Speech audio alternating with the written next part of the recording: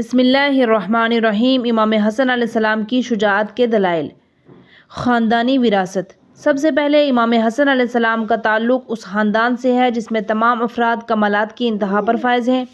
امام رضا علیہ السلام فرماتے ہیں کہ ہم اہل بیت علیہ السلام علم و شجاعت میں برابر ہیں اور لوگوں کو علم و مال اتنا ہی عطا کرتے ہیں جتنا ہمیں حکم دیا جاتا ہے۔ اس حدیث کی روشنی میں امام حسن کی شجاعت اتنی ہی تھی جتنی امام حسین علیہ السلام کی، اور ان کی صلح میں اتنی ہی بہادری تھی جتنی امام حسین علیہ السلام کی جنگ میں۔ چنانچہ حضرت علی علیہ السلام کا یہ قول ہے کہ خدا کی قسم اگر تمام عرب میرے خلاف اکٹھے ہو جائیں تو بھی میں ان سے پیٹھ نہیں پھیروں گا۔ تمام ائمہ علیہ السلام کے لیے یکساں طور پر صادق آتا ہے۔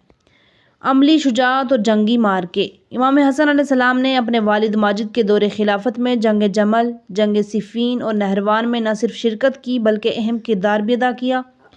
جنگ صفین میں آپ نے سپاہیوں کو دشمن کے خلاف جوش دلایا اور فرمایا معاویہ اور اس کے لشکر کے خلاف جنگ کے لیے تیار ہو جاؤ کیونکہ وہ آ چکا ہے، پیچھے نہ ہٹو کیونکہ پسپائی دلوں کے حوصلے توڑ دیتی ہے، جبکہ دشمن پر حملہ کرنا کامیابی اور تحفظ کی ضمانت ہے۔ جنگ صفین میں حضرت علی علیہ السلام نے امام حسن علیہ السلام کو لشکر کے دائیں جانب کا سپہ سالار مقرر کیا تھا۔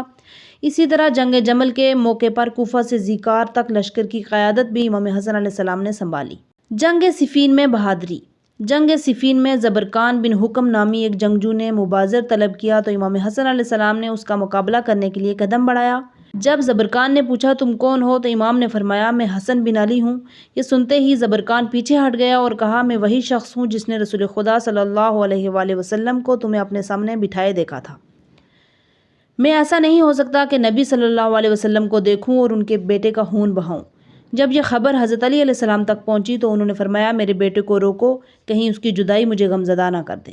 جنگ جمل میں بہادری۔ جنگ جمل میں حضرت علی علیہ السلام نے اپنے بیٹے محمد بن حنفیہ کو نیزہ دے کر کہا کہ اسے عاشق کے اونٹ پر مارو، مگر جب وہ ایسا نہ کر سکے تو امام حسن علیہ السلام نے آگے بڑھ کر یہ کارنامہ انجام دیا۔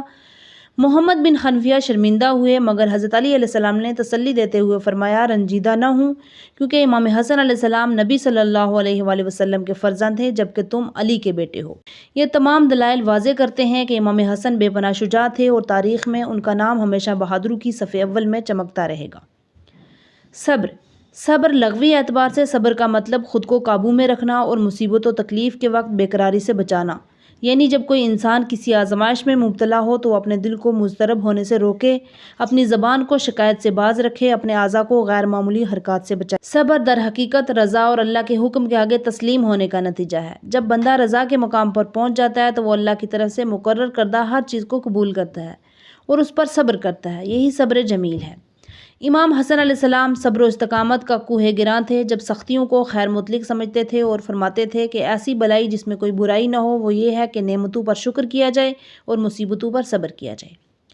تاریخ میں کئی واقعات ایسے درج ہیں جو امام حسن علیہ السلام کے بے مثال صبر کی گواہی دیتے ہیں۔ مثال کے طور پر امام صادق علیہ السلام فرماتے ہیں کہ امام حسن کی ایک بیٹی کا انتقال ہوا، اس پر کچھ اصحاب نے تعزیتی خط بھیجا۔ امام نے جواب میں لکھا تمہارا خط ملا جس میں تم نے مجھے تسلی دی ہے، میں اس مصیبت پر اللہ سے اجر کا طلبگار ہوں اور اس کے فیصلے پر راضی ہوں اور اس کی آزمائش پر صبر کرتا ہوں۔ یہ بیٹی بھی اللہ کی امانت تھی، وہ ایک عام راستے پر چلی گئی تھی جس پر پہلے بھی لوگ جا چکے ہیں اور بعد میں بھی جائیں گے۔ یہ الفاظ امام حسن علیہ السلام کے صبر اور رضا کی عظیم مثال ہیں، باوجود اس کے کہ ان کی مصیبت بڑی تھی مگر ان کے کلام میں کوئی نہ شکایت تھی نہ ہی ناشکری تھی۔ یہ صبر کا ایک ایسا درس ہے جو ہر انسان کو اپنانا چاہیے۔ عفت۔ عفت ایک اعلیٰ روحانی قدر ہے، اہل بیت نے ہمیشہ اس کی تاکید کی ہے۔ عفت کا مطلب حرام چیزوں سے بچنا، ناپسندیدہ اعمال سے دور رہنا اور خواہشات پر قابو پانا ہے۔ حضرت علی علیہ السلام فرماتے ہیں کہ عفت اختیار کرو کیونکہ یہ شریف انسانوں کی سب سے اعلیٰ صفت ہے۔ عفت کے کئی پہلو ہیں لیکن امام حسن علیہ السلام کی زندگی میں دو نمایاں پہلو خاص طور پر نظر آتے ہیں۔